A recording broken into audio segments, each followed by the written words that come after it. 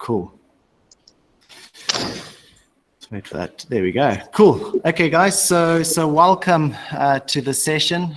Sorry about the slightly delayed start. There was a little mix-up with meeting links, but it is really fantastic to see such a nice group of people on this meeting, and I hope that for the next hour you guys are really going to enjoy it, have a lot of fun, and participate. So just to introduce who from Ichthys is here and will be part of today's presentation, we've got Vitasha, who is helping coordinate a lot of the online courses, and so she'll be a point of contact if you've got any questions. There's also Carl, our farm manager, and Carl is going to be taking us around the farm today and doing a very nice virtual farm tour. So one of the big frustrations at the moment, our farm is on complete lockdown. We've actually got all key staff are living on site, obviously to reduce the chance of anything happening. And as a result, we can't do farm tours at the moment. So this is a good opportunity for us to do one remotely. So what you'll find is the chat section in the top right. If you're on a computer, please use that to communicate. Type in any questions you've got as we go, and we'll do our utmost best to address all the questions you've got. So feel free to ask any question, and share as we go and give feedback. So just a little bit of background to who we are. So Ichthys is one of the oldest aquaponic businesses. We've been around for almost 20 years, but in the last 5 years, we've really taken on a large growth aspect, and are currently one of the larger aquaponic farms in Africa. Currently, we've got about just under 4,000 square meters of tunneled area where we're farming mostly rainbow trout as well as Pangasius, tilapia, and a wide variety of vegetables, lettuce, cucumbers, tomatoes, spinach, chives, spring onion, just to name a few. So as we go around the farm in a bit, you'll get a good view and insight into the runnings of our farm. So I trust you'll enjoy it. Special welcome to everyone who has signed up for the online course. This is the second time we're running the online course. We finished the last one on Saturday, and it was so much fun. It ended up being 6 days of everything aquaponics, very interactive, a lot of online content. So those who are staying with us for the week, I'm really looking forward to getting to know all of you, and hope you're prepared to go back to school. Lots of quizzes and fun information and tests and assignments. And also, if you want to join that after the session and you would like to continue learning with us, just send us an email, and we will get you registered and signed up for the bigger course. But today is really to give a nice overview of aquaponics. What is aquaponics? To talk a bit about helping answer the questions and struggles that we're all up against. And I really hope and trust you'll find it incredibly informative. And I see we've got people from all over the world, which is just superb. And that's one of the nice things at this time. It seems to have brought the world community together. And it's fantastic that we can open our doors to people outside of South Africa for the first time. Okay, cool. So let's just check in with Mr. Carl and see if Carl is active and online and alive. Carl, are you there? Hello, Justin. I'm here, yes. Hey, babyface, how you doing? I can't complain. I'm very afraid that I scared my bar, John. Right. Okay, guys, so Carl is our farm manager. He's responsible for everything that you see in picture, the oversight and daily running of the entire farm. So Carl's going to start walking through some of the systems, and what we'll start off with is a walkthrough, and as we walk through, we'll start explaining exactly what's going on and what this whole thing is about. So Carl, the picture's nice and clear, so over to you. Okay, great stuff. I'm just glad you guys can hear me. So, guys, good day, good afternoon. I'm very glad you guys could join us. I'm very excited for what we're about to share with you guys, and I hope you guys are also so excited for it as I am. But basically, here you can see our three biggest tunnels we have on the farm. This is our big 550 square meter tunnels each. That combines both to the aquaculture, which is the fish, and the hydroponics, which is the plants. And we'll quickly have a walkthrough to quickly explain to you guys what it looks like, how it looks, how it quickly works, and then Justin can maybe go in a little bit more detail and stuff like that. Please feel free to ask any questions as we go along. Justin, just maybe give me a heads up if there's a question or anything. Carl? Yes. Sorry, I think there's just a little bit of a glitch with people hearing you. So I don't know if you maybe just want to wait a little, like a couple seconds, or just wait till they fix their side, I think. Okay, so it's just Okay, guys, just settings in the bottom right. Just make sure when you click on the settings for Google that your speakers are set correctly. Sometimes it kind of wires it through a microphone or something. So there is sound coming through, and obviously the session's recorded. So while you're figuring that out, whatever you've missed, the links for the recording will be sent out straight after the session. All right. Can I continue, or shall we just wait a few seconds to make sure that people can start hearing it?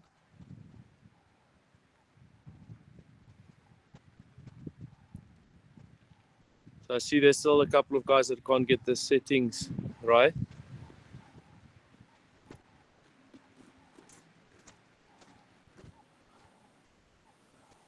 Okay, I'm just going to give it a few more seconds, see if the guys can sort it out. I'll keep speaking so that they're talking, so they at least know that something's going on. I don't know who's the guys that said they can't. Francois, I don't know if you can hear me. Ben.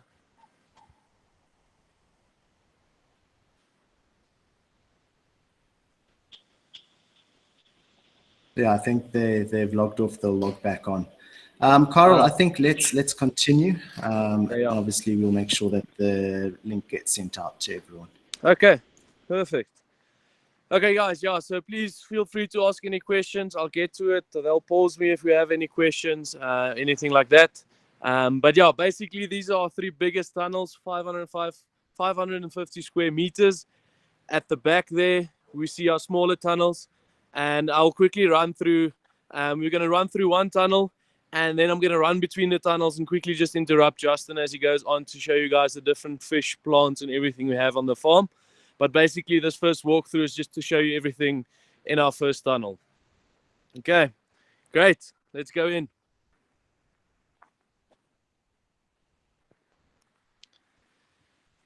So yeah, guys, this is our first tunnel. This tunnel consists of two growing methods. The first method you'll see in the front here. Let me quickly just give over the camera lady. So basically, the first two rows you see here is our DWCs, or deep water cultures. This is basically our float graph floating in the water, and the plants actually get everything out of the water. So if you come close and you have a look at this raft, this just floats in the water, and you can see all the roots just hanging in the water. And you get everything from there. It gets all its nutrients, all the oxygen, everything comes out of the water. And that's why you'll see these nice and white roots. It's very healthy. So this is one of the most popular ways of growing. It's a very nice way, and we love it on this farm. And as you can see, on this side, we've got a lot of lettuce. You can see the different stages. So that's how we do this side. On this side, you can see a lot of coriander, parsley. We've got some celery. You can actually start walking through here. We've got some rocket on the left-hand side. We've got some celery starting to pick up here. Very nice, nice and big. These are soon ready for about 1 week, and then they're going to be harvested. Some parsley on this side, very nice, looking very good. You can see the patch where they started harvesting today. We've got our spinach on the left side here. Then we've got a lot of watercress here on this left side. So as you can see, in aquaponics, there's a lot of stuff. We're doing a lot of crops in one tunnel, and that is one of the very nice benefits of aquaponics. As you walk through, let's quickly look at the different other growing medias. Left hand side, we've got some garlic chives, very nice in salads and actually to cook with. And then here we've got another growing method, it's called the flood and drain, or the media beds. You'll still learn a lot about that in the coming week.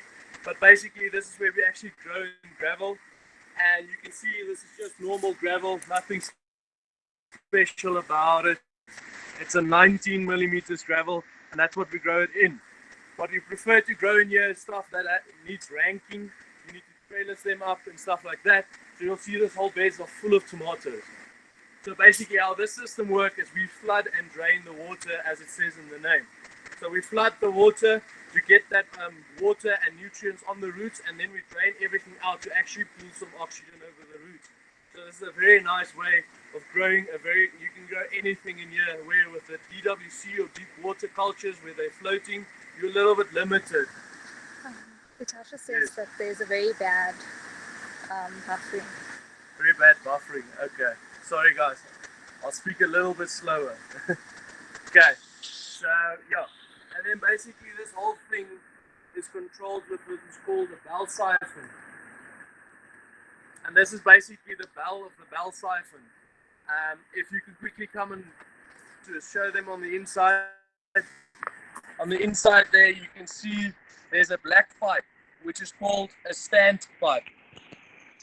This white pipe on the outside is called a guard, and this basically it protects the standpipe from the rocks going in.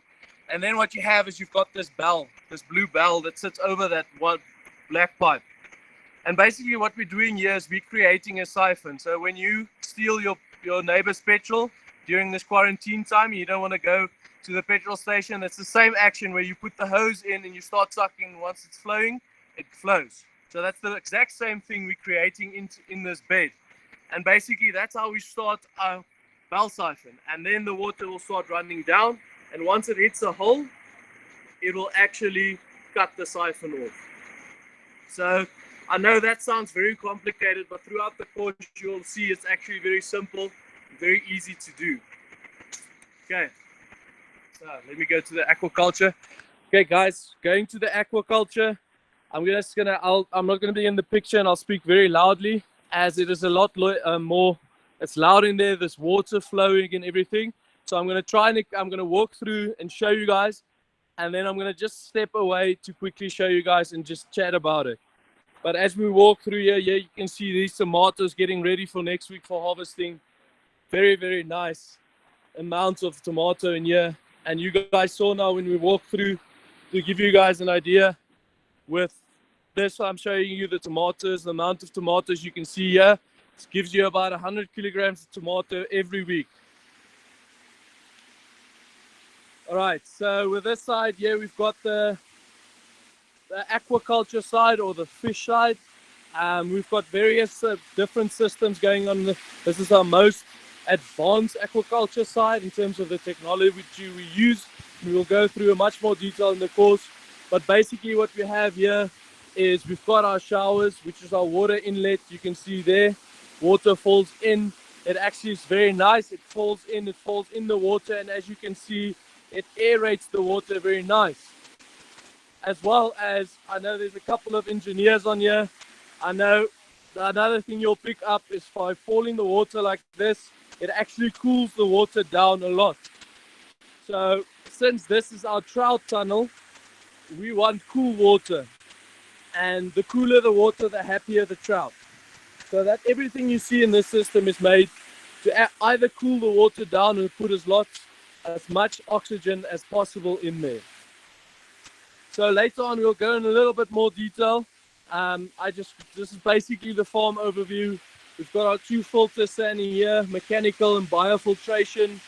And I'll quickly get you guys a fish or two to show you what a trout looks like. I'll also go show you what a tilapia looks like, as well as a pangasius. But hey, basically, Carl, I see there's a viewing glass there. Do you want to try put it in the water and put your phone up, see if it works? Yes, we can do that.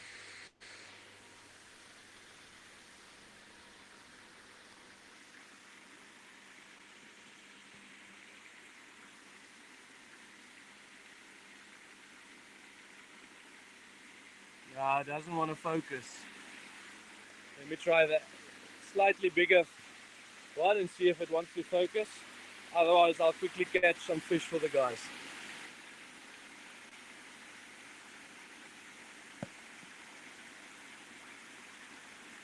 It's not a very nice and clear image. So I'll just quickly go catch some fish and let the guys see the fish. Okay. Awesome. Thanks, Carl. So Carl's going to go and catch some fish for us and actually show you what the fish look like outside of the water. Okay, guys, give me a thumbs up if you can hear me and if you can see me, just to make sure I'm not talking to a screen. Awesome. Thanks, Albert. Okay, guys, so Carl gave you a walkthrough of one of our aquaponic systems. In that system, we are farming rainbow trout. The biggest trout we've got in those tanks is about 1.2 kilos. And the reason we're farming rainbow trout is largely because it's ideal for our climate here in Johannesburg.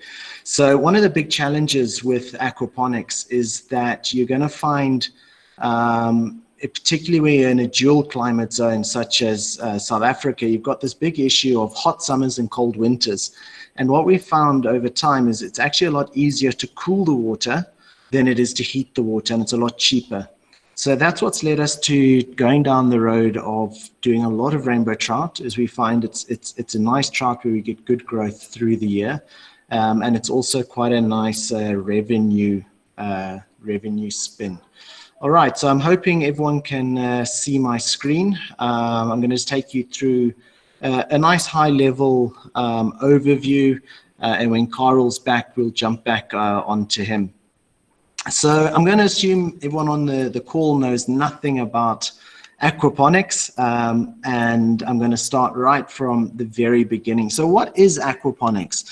It actually comes from two very different methods of farming: aquaculture and hydroponics. And it's the combination of the two methods to benefit each other. And what's very interesting is that aquaponics actually mimics nature or traditional farming in nature. And it's going to help a little bit to just understand a bit of background behind what is aquaculture and what is hydroponics. So I will take you through a little bit of that. But what you would have seen from the walkthrough was with Carl. We had all the fish tanks. So that's the aquaculture farm where we're farming fish. Generally, our fish we farm is for human consumption, and we're using the nutrients from the fish and the microbes and the bacteria that comes from the fish, running it through the plants. The plants then absorb a lot of those nutrients, returning very clean water back for the fish. So it's mutually beneficial for the fish and for the plants. So why do we go down the aquaponics route as opposed to maybe hydroponics or traditional agriculture? Well, it's 95% less water than conventional farming. So if you can just get it in your head that we are farming with 95% less water than traditional farming, but yet at the same time farming fish, it really is quite amazing. And the second thing is it comes in at about 30% lower operating cost versus hydroponics. And the reason for that is the largest cost, or one of the largest costs in hydroponic farming, is nutrients. So the fact that we're getting about 80% of our nutrients from the fish significantly lowers the overall run cost of the farm itself. So what is aquaculture? The definition of aquaculture, it's the farming of aquatic species. So it could be farming fish, it could be farming perlemmon, it could be farming anything that's aquatic, sharks or whatever you want to call it. And interestingly, most of the fish that is farmed nowadays is farmed most of the fish sold about 60% of the fish sold worldwide comes from a farm. So it's one of the fastest growing industries in the world. And the reason for that is because we're having to adapt to polluted waters, increase in demand for fish, and obviously a reduction in available wild caught fish. Hi, Justin. I've got a nice big trout here. This is about a very feisty at the moment, but this is about a 1.1 kilogram trout we've got here.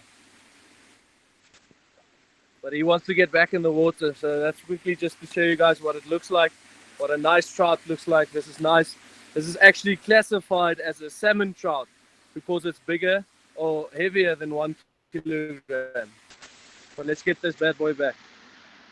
Okay. Let me quickly go to the Pangasius next. Beautiful. Okay, so we'll touch base when you've got the Pangasius. So that's an example of a rainbow trout, also known as a salmon trout. Carl's going to show us the Pangasius when he comes back very shortly. All right, so back to the presentation.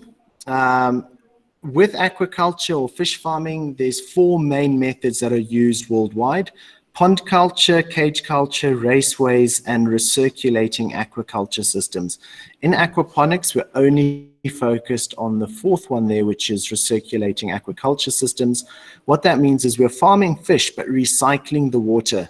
All of the other methods do not use recycling of water except for wrasse, and the big advantage of wrasse fish farming is you can do it anywhere. You're not dependent on large bodies, lakes, dams, or rivers, as well as pollution and all the rest, because you can control the water source and the water that is coming in.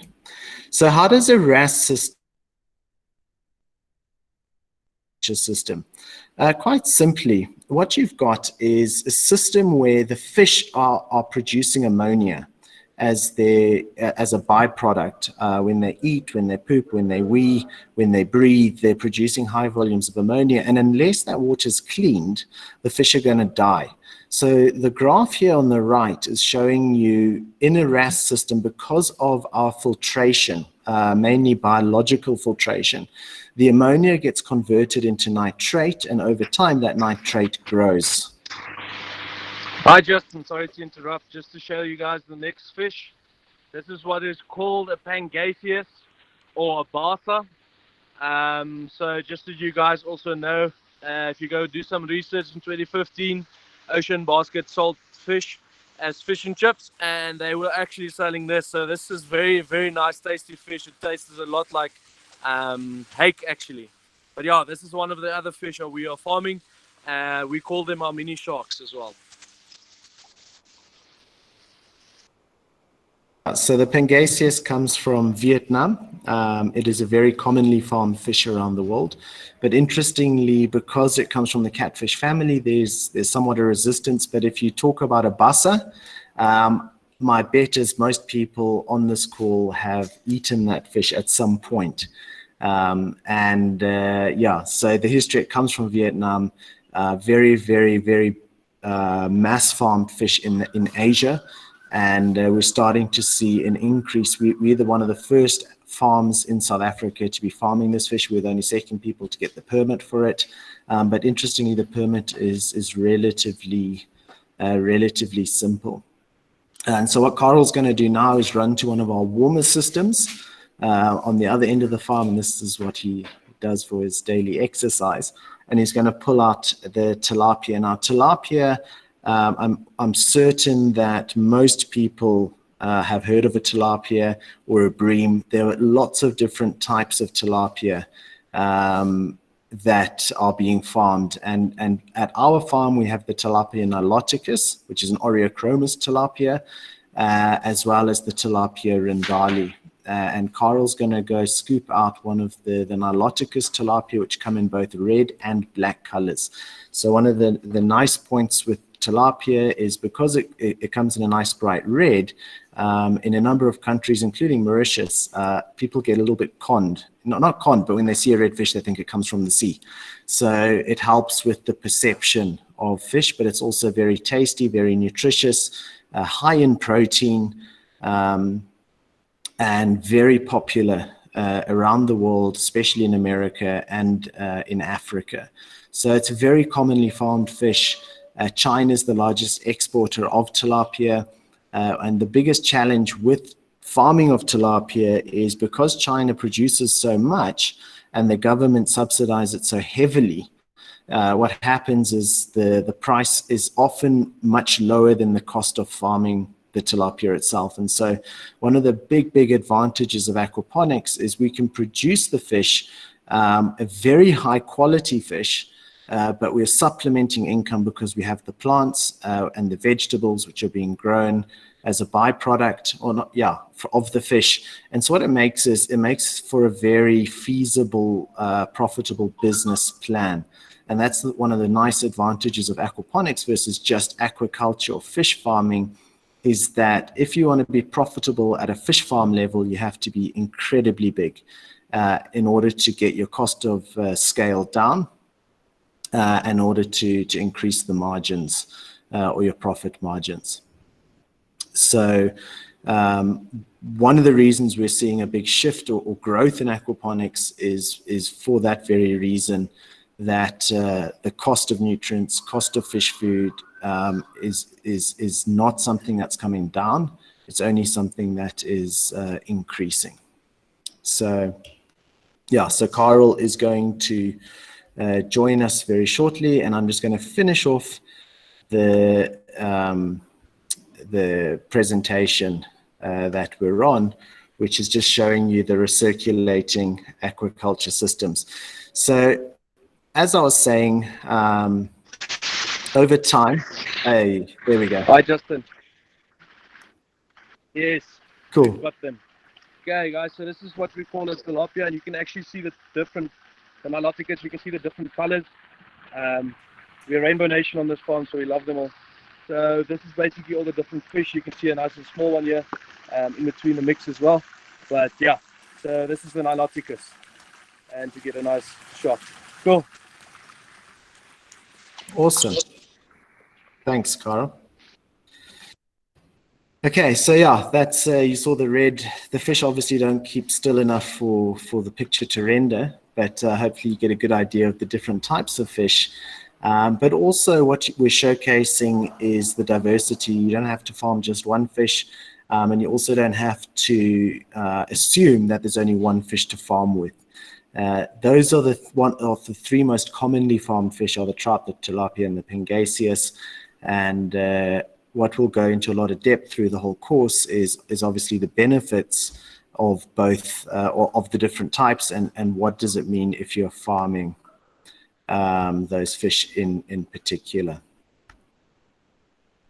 Cool. So just going back to the fish farming, the aquaculture side, over time, as those fish are eating, what's happening is the nitrates are growing, and those nitrates is actually the primary nutrient for plant growth. So nitrate or nitrogen is effectively equivalent to protein for humans, and it's the main thing that plants need to grow. It's the bulk of what they need to grow, in addition to things like potassium, calcium, iron, and things like that. All right, so that's aquaculture in a nutshell. Hydroponics, what you'll see here is a nice picture of one of the larger hydroponic farms in South Africa. And here they're practicing what we call the near film technique on the hydroponic side. And over here is some more pictures from our farm of our hydroponic sections. You can see the lettuce and the tomatoes, and also our whole team on the bottom right, lots of green. It's an incredibly beautiful sight to see the plants growing and coming together. And there's our final product. So our product is mostly going into retail. So in South Africa, Pick n Pay, Spar, a little bit of Woolworths, and everything goes through the processing facility. And what we'll ask is for Carl to stick his nose into the processing facility here on the farm and give you guys a little bit of insight into how we go from farm to end produce, and then that's what ends up going onto the shelves at the supermarkets. And it's took us a while to be able to get all the certification. We're still underway with our GAP certification, which will allow us to export, but you've got to look for closing the gap as much as possible from farm to shelf. When you're looking at your business case, unfortunately, most farmers actually earn the least amount in the value chain of a product, and the people that earn the most are the guys putting it in a little packet with a sticker and selling it on to the big retailers. So what are the different methods of hydroponics? You've got what we call NFT, which was that first picture, which is nutrient film technique. There's aeroponics. So typically this is vertical growing of plants. You have ebb and flow. You have, so the ebb and flow was the stone beds. And in the stone beds, the water floods and drains through a bell siphon. That's the pipe that Carl was showing us earlier. And the media bed or the flood and drain bed is actually what I call the heartbeat of aquaponics. It's where all the biological filtration, mineralization, degassing of the water is happening. And for me, it's actually quite an integral part to have some of that. The next method is DWC, which is known as deep water culture. Those are 30 centimeter deep water beds, and the plants are grown floating on rafts. And that picture there of the hand is showing a plant that's been pulled up out of a raft system. And inside that little pot, you'll see some vermiculite and cocoa peat, which is the media that our seedlings are grown in. You'll notice there's no use of soil at all in aquaponics. And the big advantage is we're not subject to soil-borne diseases. It's a controlled environment. As long as you're practicing very good, strict process and procedures when it comes to biological control, you're not going to introduce disease into your system, which is an amazing benefit of farming this way. Hi, Justin. Just to quickly show the pack room, just to show the guys what we harvested and how it looks like in here, and then I'll quickly run around and show where they actually pack them. So, okay. Guys, yes. So, guys, there we go. There's a lot of spring onion and everything in the crates. At the back there, we've got some baby gem, and down here we've got a lot of garlic chives. Very, very nice. Some new spring onions and stuff coming in. I'll quickly run around. Just hang on, Carl. The guys are not seeing your video. Gerry, can you guys see it now? It might be the signal in here. It's not non-existent in the factory. Okay, the video is on now. The signal is just a little bit bad, so just on my side, it's a little bit bad. Okay. Yeah, guys, so there's the product that we harvested today. Just to quickly show you guys where it's harvested, I'll quickly show you guys where we actually pack it. The packing actually happens in a different compartment through that door there. Let me quickly run around and go show you guys there.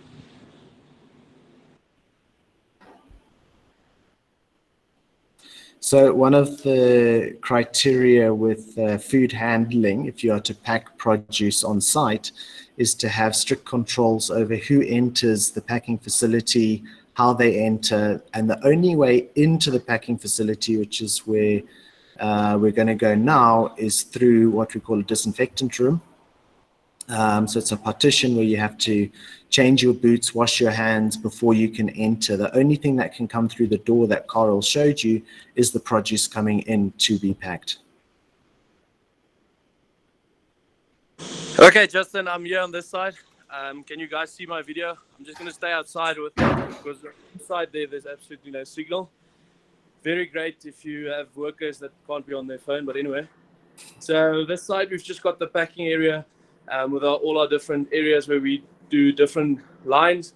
And as Justin said, just to quickly show you the quotes, the coats, as well as the washing up area to make sure we maintain a good biosecurity in here as well. Cool. And then just to add, there's a separate packing facility very similar to that one at the other end of the farm that we use for fish.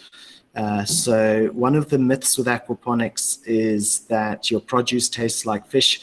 It's absolute rubbish. The only way that's going to happen is if you're packing your vegetables and the fish in the same place. So one of the health protocols is that the fish is processed completely separately, but under exactly the same strict hygiene protocols. So Carl, I don't know if you want to quickly run down to the fish room, and you'll see the vacuum pack machine and the freezers and the sinks and everywhere where the fish is cleaned and filleted, packed, and then sent out to retail. So that's one of the myths with aquaponics is definitely this idea that your plants taste like fish. It's absolutely not true. And in fact, the plants taste unbelievable. And the slogan we use on our own branded products is called Taste the Difference. And it's amazing how many customers have actually come back to us and said, it's amazing how we can taste the difference between what we were eating and your product. And it's also a lot healthier. It contains a lot of your trace elements and minerals that is lacking from hydroponically grown food. And so it really is a big advantage with aquaponics is the quality of the produce that you're producing. So don't worry, your food won't taste like fish if you're not a fish fan. You can also keep things like koi, goldfish, pets, and the likes. Okay, so Carl's now in the fish pack room. Hello guys, can everyone see my video as well as my audio or hear my audio? Just want to confirm. Yep. Cool. So basically, yeah, you can see this is the actual first part of my work actually happens here where we gut our fish. We also, you take all the guts out, you take the skin off or however they would like it, you fillet it and everything. And then everything goes from there to this side. And you can see it's actually a separate part where we actually put them in vacuum bags and handle the fish and clean them and put them in some apple vinegars to make sure we actually get a nice, it doesn't decolor or stuff like that. But yeah, that's basically the fish pack house. And just to quickly, I know we touched on it, and that's the area where we're only allowed to bring fish in and out into that hatch. Okay. Awesome, cool. Guys, if you've got questions for Carl, please drop them on the chat. And while we've got him, we will make the most of him to answer questions on the ground, particularly if you're farming or have done aquaponics. If you have any questions for him, please feel free to drop the questions.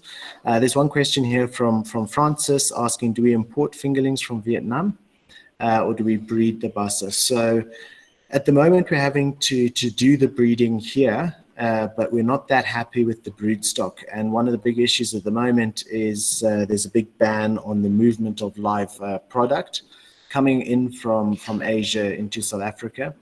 And unfortunately, it means that we have to do with what we've got. But we are looking at getting a much better genetic strain in. But a lot of the fish on the farm, we hatch eggs, we do breeding of tilapia. We try to be as end-to-end self-sufficient as possible. Carlos, is there something you want to show us?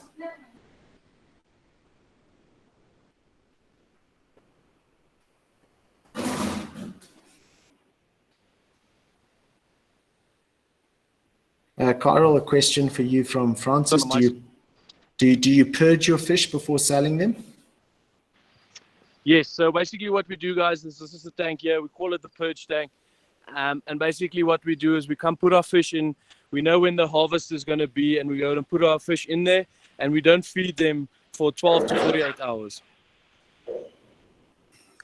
Yeah, and it also depends on the fish. So tilapia is 20, 12 hours is fine. The Pangasius, we like to do about 48 hours as a catfish. Same with the trout, it's about 48 hours. And the reason we purge them is to completely empty their stomachs so that the fish don't have that slight off taste. Now, a lot of people will think of farmed fish as tasting a little bit like chicken pellets or chicken feed, and that's one of the reasons is that those fish haven't been adequately purged and their systems cleaned out to get that high quality flavor.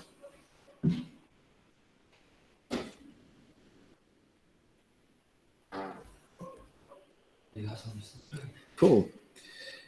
Any other questions for Farmer Carl? Keep them coming. Carl, you keep an eye on those questions. And what I'll do is we'll wrap up the presentation side of things just to kind of summarize the whole aquaponics benefits and advantages. Just one question before we get there from Gerry. How much fish do you produce per week? So at full capacity, the farm is producing on a monthly basis about 1,500 kgs of fish. So you're looking at about 250 kilos a week on this farm. And that is split between the three groups of fish.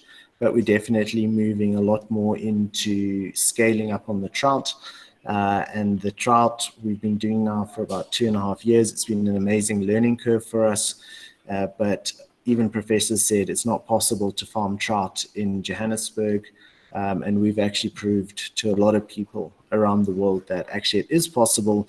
But trout is also a fish that is a lot more finicky and sensitive. They need cleaner water. They're more sensitive to bacteria. You have to be super careful with your biosecurity with trout, because if you get the wrong bacteria in, you can actually wipe out the whole fish population.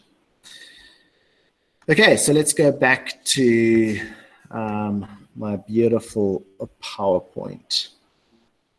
Justin, I don't know if it's just me, but I cannot hear you at all. I don't know what happened to the sound. I think it's just my side. Okay, Natasha. Okay, now Gerry is fine. As long as Gerry's fine, I'm fine. And Andre. So, yeah, I think technology is not liking you today. I'm getting the hint. Okay, cool.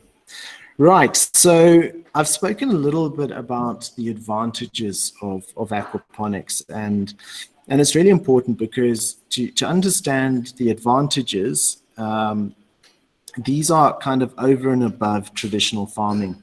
But it doesn't mean that aquaponics is the magical answer to everything. You still have to be a good farmer. You still have to manage the nutrients of your plants. You still have to manage pest control effectively. You still need to have a good understanding of hydroponics, but not as in-depth as far as nutrient mixing and ratios. It's quite basic on that level. But it still is farming. It's the same with fish farming. You're a fish farmer. You're having to learn about farming fish.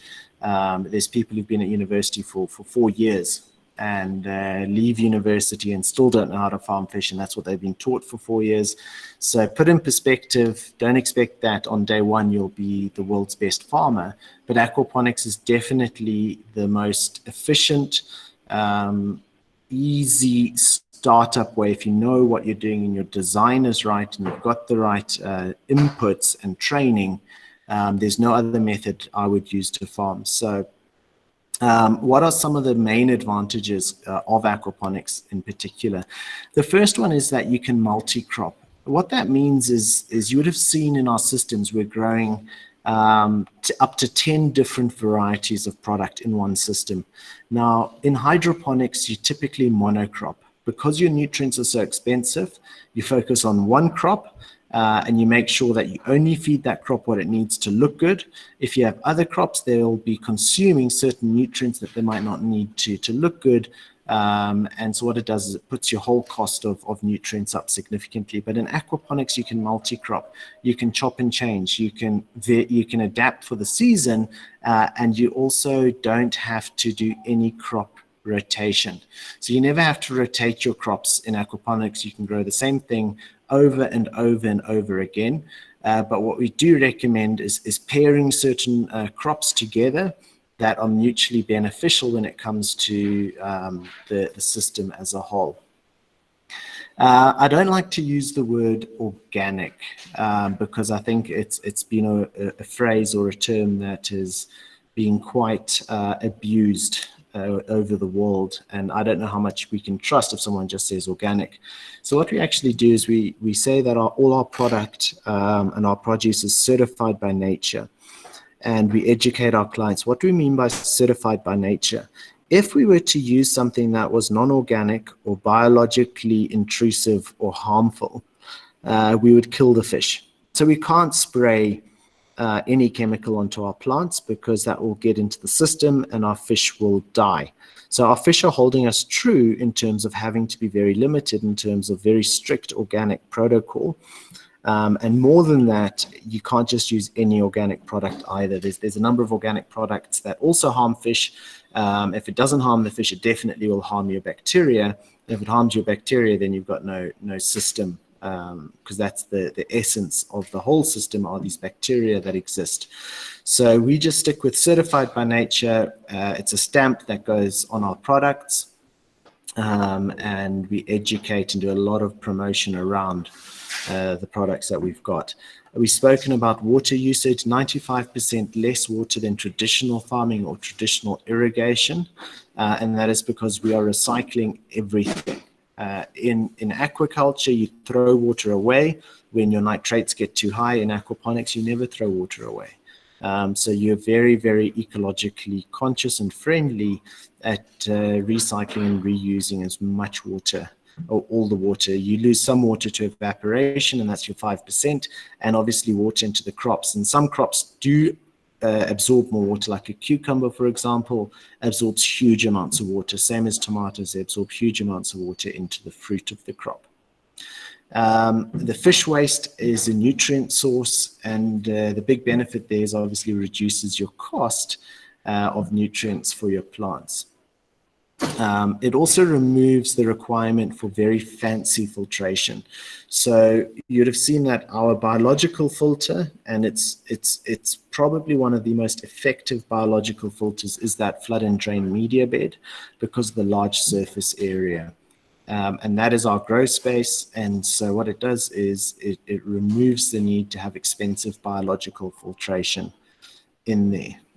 There's fewer pests and disease. It doesn't mean there's no pest and no disease.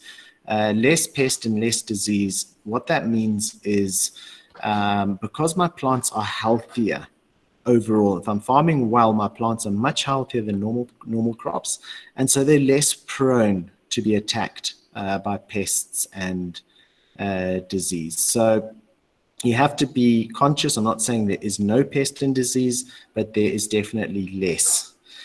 You get higher yields. So the yields are definitely higher than conventional farming, and that's down to two reasons. One is the plants are consistently being fed nutrients and water 24/7 hours a day. They're never in stress. They always have exactly what they need. And also your planting density is much higher because there is no competition for nutrients, and there's a lot of space below the roots for them to drop down. So we have a much higher density of plants. You don't need artificial fertilizers. You can be located close to your chosen market. So our farm is located in Midrand. We are 20-minute drive to the airport. We've 15-minute drive to Sandton, a 20-minute drive to Johannesburg, 5 minutes to Midrand, 10 minutes to Centurion, and we've got about 200 restaurants alone within a 10-kilometer radius. And we've also got we've got 4 or 5 big malls, lots of supermarkets. And so our opportunity to cut down on transport costs and petrol and deliver a much fresher product is a lot simpler than other farms, which have to be located where the land is right, the soil is right. We've set up a farm very recently on top of one of the shopping malls at Eastgate on the parking lot. There's a lot of unused space. We've built a full aquaponics farm there. And then during the course, we'll actually do a visit to that farm remotely, and you'll see that it's something that can just be done absolutely anywhere. And it is definitely environmentally friendly. So aquaponics being environmentally friendly, probably one of the most environmentally friendly methods of farming. And it's one of the big reasons why we've embraced it and adopted it and learned the lessons we have over the years, is because we truly, truly believe that the future of farming is in our hands, and we're the first generation to be doing this. And so we've got, unfortunately, all the learning curves to go through for the sake of our children. But we have to get smarter with how we farm. We have to be more conscious about the food we're eating. If I was to tell you farmed fish, now farmed fish is necessary, okay? It just is a fact. But if I was to tell you that that beautiful salmon you bought from Woolworths, pink-fleshed salmon that you ate for dinner last night, and you think, great, that's my omegas for the week.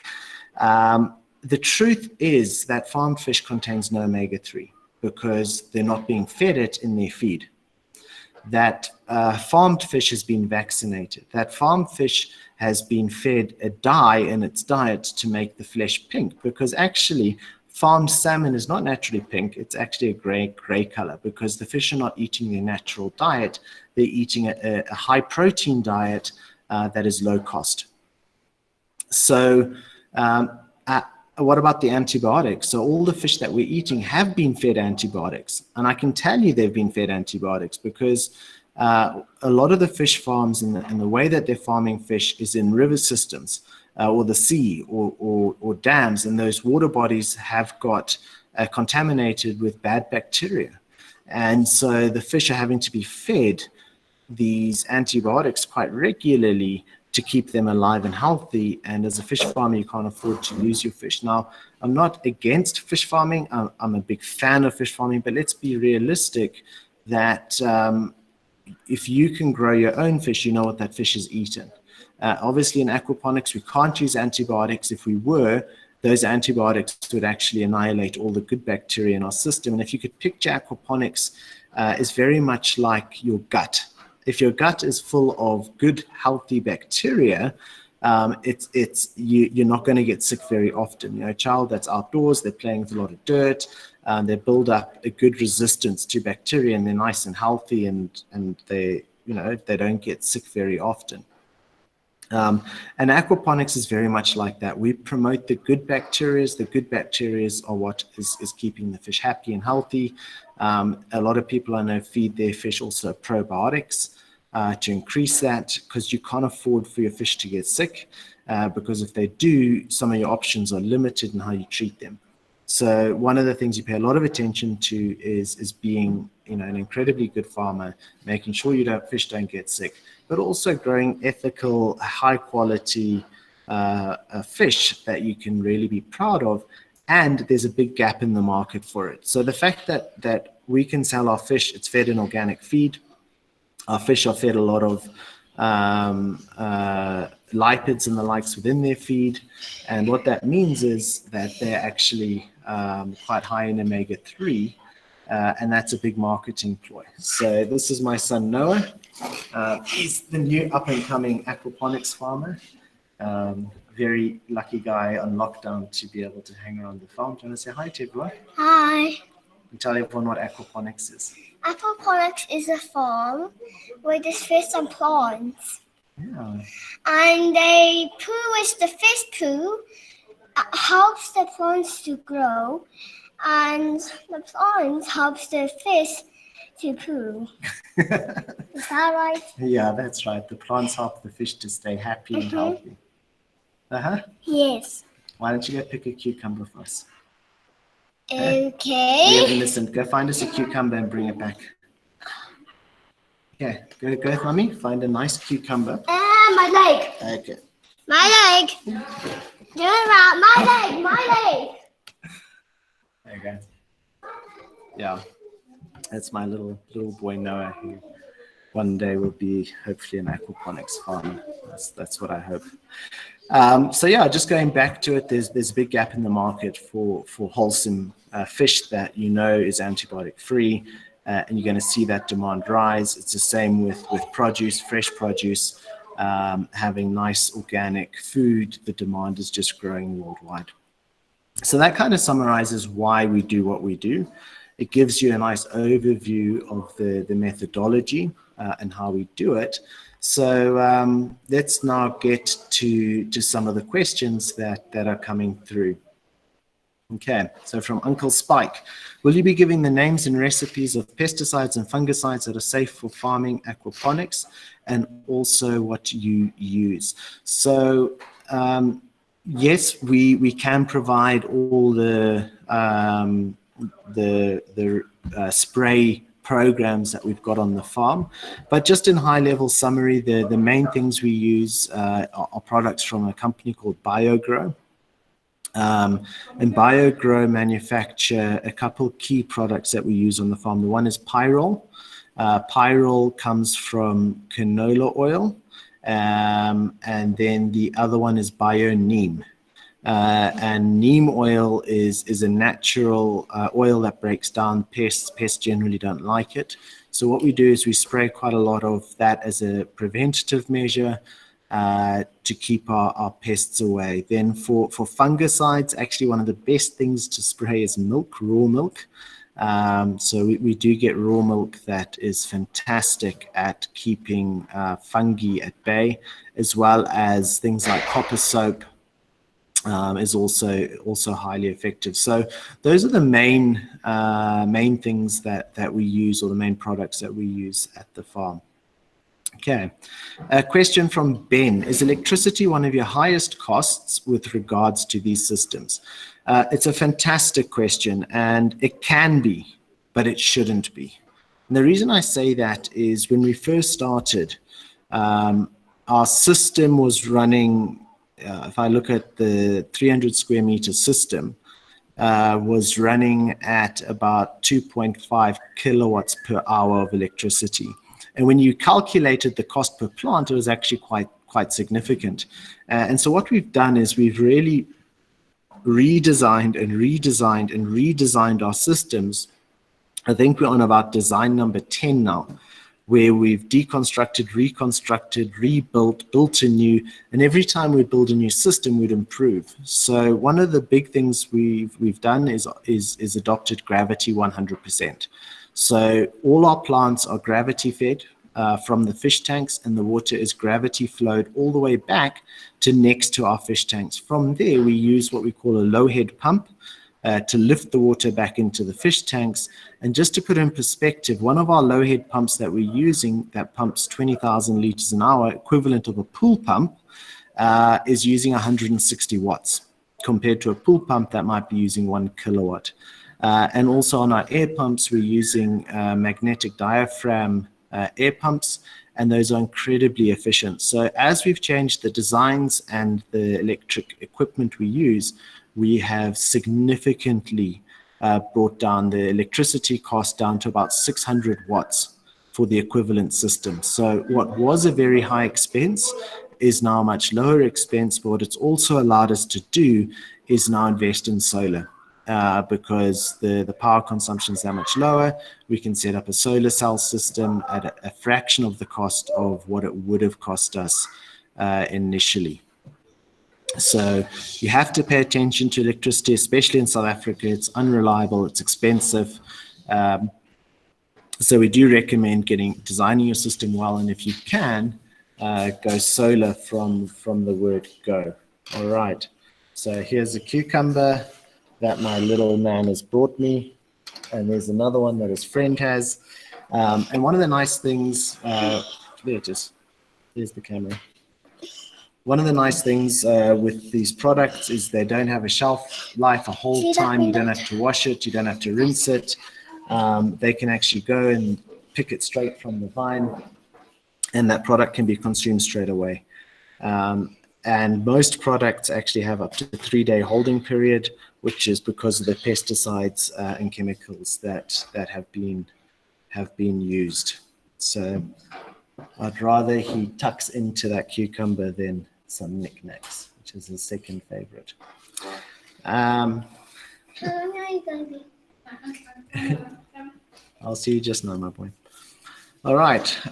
Okay, so from Timothy, I may have missed it. You spoke of recycling the water. Is there a fish species like the herbaceous tilapia that you can produce commercially and taste good, that you can grow food for them in the tunnels and keep it cycling in the tunnel and feed them damaged leaves, so no buying of artificial food? Absolutely, there is. So the other tilapia we farm here is called the tilapia rindali or Coptodon rindali, which is herbivorous. And as a result, it eats all our excess produce. We grow duckweed for it, and about 80% of its diet is completely natural. The only downside to the herbivorous fish, such as the rindali, is you've got a much longer growth time for it. And so you've got to weigh up the benefits of the cost savings of your feed versus the time in your system. So if a fish is in your system for 14 months, there's a cost involved in that of looking after the fish. There's a risk. And if you can grow a fish in 6 months, you might well end up being a lot cheaper because the cost of that fish food for 6 months might be less than the cost of looking after those fish for 14 months. But especially for hobby systems, home systems, it is definitely recommended to, one of the fish I do recommend is the rindali. It tastes delicious, but on a commercial scale, it becomes a little bit tricky because the fish is actually an important element on our bottom line. Okay. Message from Candice. What are the profit margin ratios between the fish produce, i.e. what is more profitable between the two? This is a fantastic question. So in aquaponics, your fresh produce or your vegetables is the mainstay. So I would say 80% of our revenue comes from the plants, and 20% comes from the fish. And it's an important distinction to make that we here are in we are a farm predominantly growing fresh produce, not predominantly a fish farm. So the majority of the revenue that we get comes from the retailing of our fresh product. But having said that, the fish pays a good chunk of my operating cost. So the fact that I can sell the fish, it reduces my operating costs quite significantly, and that allows my profit margin to go up even further on the fresh produce. Okay. What brand of food, question here from Philip, what brand of food do you feed the fish? So there's a feed producer in Johannesburg South that's been around for about 4 years now that we've been working very closely with, that's been developing the organic feed for all the fish that we grow. And we were doing a lot of trials with them, and they've now got all their certification to export their feed and commercially sell it. Carl, Yes. the name of the fish food provider, please. Slip my mind. API? No, the other one. Of Gary. Yeah. There you go. I'll get the name for you now. It's just slipped my mind. Yeah, but so Everise, that's it. Everise Feeds. The guy's name there is Gary. Okay. Timothy, how successful and profitable is going completely off the grid? Is it possible? It is definitely possible, and it is definitely profitable. So taking the cost of going off the grid or your solar, putting it into your capital costs at the start of your venture pays itself off within about 2 years. In terms of payback, and then from then on you don't have the cost of electricity. There is some maintenance cost involved with maintaining solar systems, but that's coming down all the time. So my recommendation is 100% to go off the grid from day one. It also reduces the cost of backup energy supply. So in aquaponics, you have to have a backup energy source in case your one fails. Having solar as a primary source of electricity means that perhaps your ESCOM or other electricity source could be a suitable backup. So definitely going off the grid is my recommendation as soon as you can. Ideally from the beginning, because once you're going, it's one of those expenses that it's a grudge purchase, even though it makes complete sense. Okay. Do you need three-phase electricity? A question here from Albert. No, you don't at all need three-phase electricity. Like I said, our entire farming is running at about 7 kilowatts per hour. And the biggest draw there is the packing facility. And that is a three-phase motor in the pack house itself. But you can get single-phase cooling mechanisms. But the farm itself is all single-phase. And the pumps we use are actually the most efficient pumps we can find, and they actually are single phase. So three phase isn't necessary. Most of the farms we work on and have set up only have one phase of electricity, and that's actually perfectly adequate for the system. Okay, a question again from Albert. Do you need generators as a backup? Yes, you absolutely need a generator. One of the downsides to recirculating aquaculture systems is that the fish are on a lifeline because they are dependent on having that clean water returned to them every hour or every 2 hours. And depending on how big your fish are, and also obviously the oxygen, because you've got so many fish in a small tank, you're having to provide oxygen for them. So without a backup source, you could well look at quite substantial losses on your farm if your fish were to die. So you have to have a generator backup or alternative power backup. And even then, you've got to have a plan if everything goes belly up. One of the reasons we're using DC pumps on our farm, and it's happened many times before, that we literally drive our car up to a system and plug it in and run it from the car battery, because that's our last resort. And if you can keep your pumps going, keep your water going, you can keep oxygen in the system, and you keep your fish alive. From Uncle Spike, what nutrients do you use to supplement the water if the fish isn't producing enough? So this is a great question. Your fish predominantly is producing nitrates. There are some trace mineral elements that are coming through from the fish, from the mineralization, but there's three key nutrients that are missing in aquaponics. That's iron, potassium, and calcium.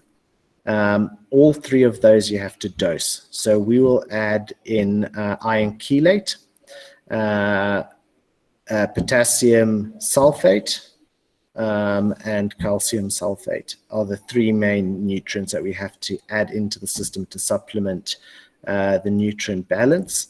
If your system is very new and your fish are very small, you can also look at foliar feeding, an organic foliar feed onto the plants, just to supplement their growth in the early stages of establishment.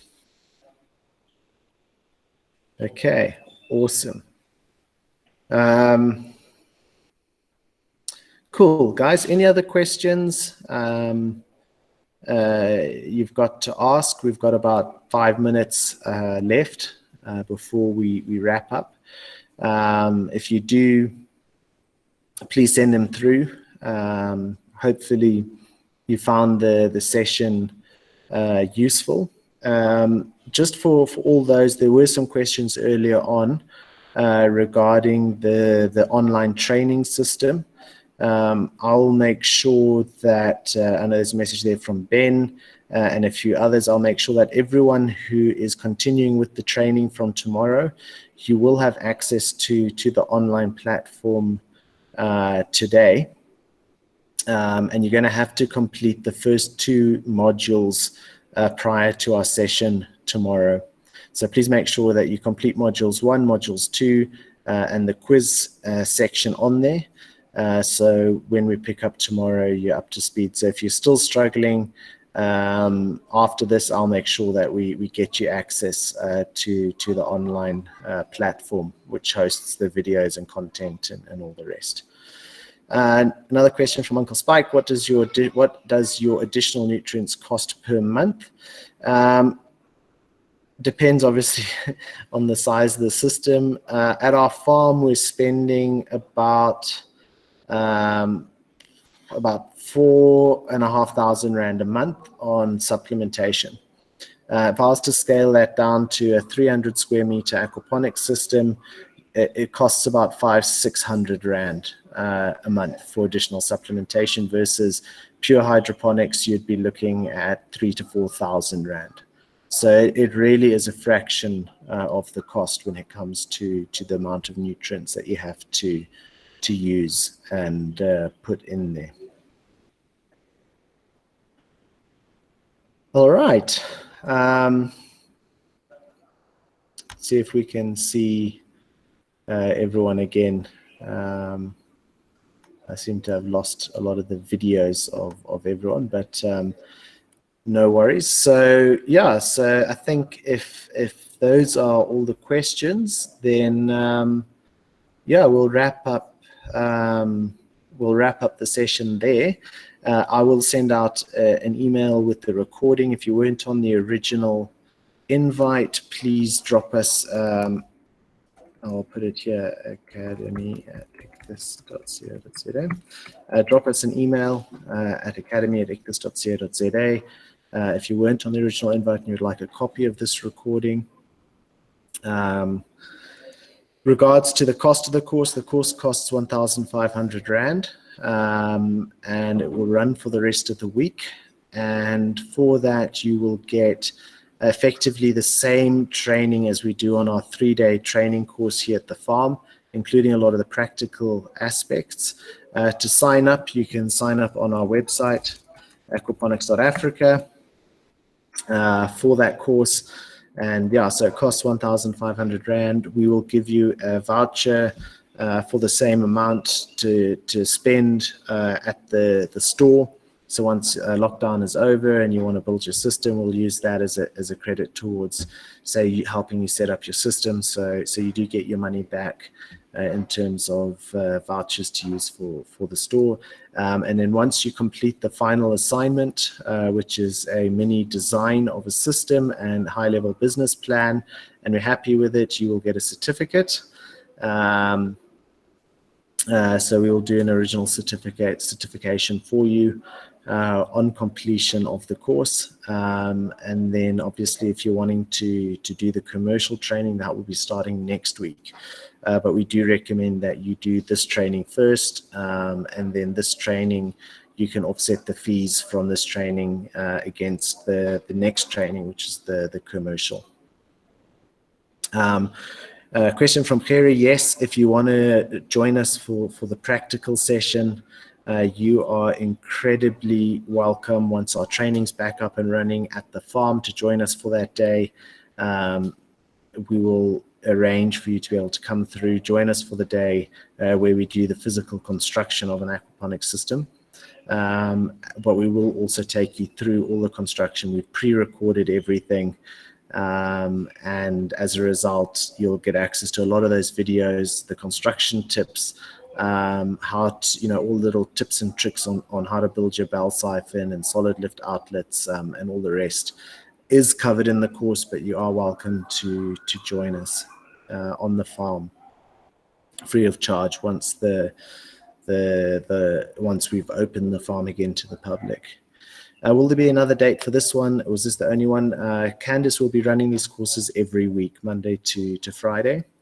And the structure of how it works is you have to go through all the theory material, watch all the online videos during the day, and at 4 o'clock each day, 3:30 or 4, we will regroup with a webinar for about 1.5 hours to 2 hours, where we talk through the topic, we answer questions, I give you my insights and views and recommendations and tips on the sections that we're covering, and we'll be covering everything from the theory of aquaponics, construction principles, design principles, as well as the finance side, the business planning, the OPEX, the CAPEX, the business case. All of that's covered within the course. And the final assignment, like I said, is actual design with all the forecasted yields for that system overlaid with the high-level business case. Cool. So yeah, so if you can't join us this week, you can join us next week. That's absolutely not a problem. And if you want, join us again next week for the session. You know, if you want to redo the session, the Monday sessions are free for all. They're open. So if you really enjoyed it, you're welcome to join us again. Just register on the website and say you just want to join the one day. There's no charge to it. So you're very welcome to just continue joining these sessions, asking questions. Otherwise, yeah, register for the course. You can register up until tomorrow, about 3 o'clock, 3 p.m. tomorrow. We'll do a cutoff for those registrations. And then if you want to start, you'll have to start again for next week's enrollment. But the link for the homework, Harry, you just need to log into the portal, aquaponics.online, and on there, click on Module 1 and Module 2. At the end of each module, you'll see the questionnaires or the quizzes for that. So again, any issues, email myself or Marinda or Vitasha. We're all here to help, but we'll definitely make sure that you're online by tomorrow morning. So you can start doing all the pre-work, pre-reading, and the likes. But otherwise, guys, please follow us on Facebook. Leave feedback if you've enjoyed the session. Check out our YouTube channel. There's a lot of videos on there, public informative videos. So watch those and keep learning. This is one thing about aquaponics. You never stop learning. So yeah, my recommendation is keep in touch with us, subscribe, register, drop us an email. If you can't, this is very important, if you can't afford, I know that right now it's incredibly difficult for a lot of people. If you're badly affected with the crisis, with what's going on, but you're still desperate to learn, please email us. We've got a number of spots, every course we do, that are for free. So if you do fit into that category, please just email us a motivation as to you want to do it, but you really can't afford to, and we'll take each case based on the merit of it. So don't let that stop you. Don't think, I can't do the course, I can't learn, I can't continue because I just don't have the finance, because I don't have a job. The future is very uncertain. I get it. So absolutely, don't let that stop you. Send us an email, same email address, academy@Ichthys, and let us know. Cool. Harry, thanks very much for your feedback. Albert, Candice, and everyone else who've joined us. It was absolutely fantastic. I love these sessions. It makes me feel a little bit less alone. I see my uncle and aunt joined us from the UK, which is also awesome. Hey, guys. Yeah, so it was absolutely a pleasure to host you. And yeah, hopefully we'll see most of you guys again tomorrow. And it's going to be a very, very fun week. It's definitely changed my perspective. Doing these online courses makes me feel more connected with the outside world again. So yeah, guys, stay safe. Please look after yourselves. And yeah, we'll chat soon. Stay in touch. But from myself, Justin, thanks again for joining us, and we'll see you next time. Cool. Cheers all.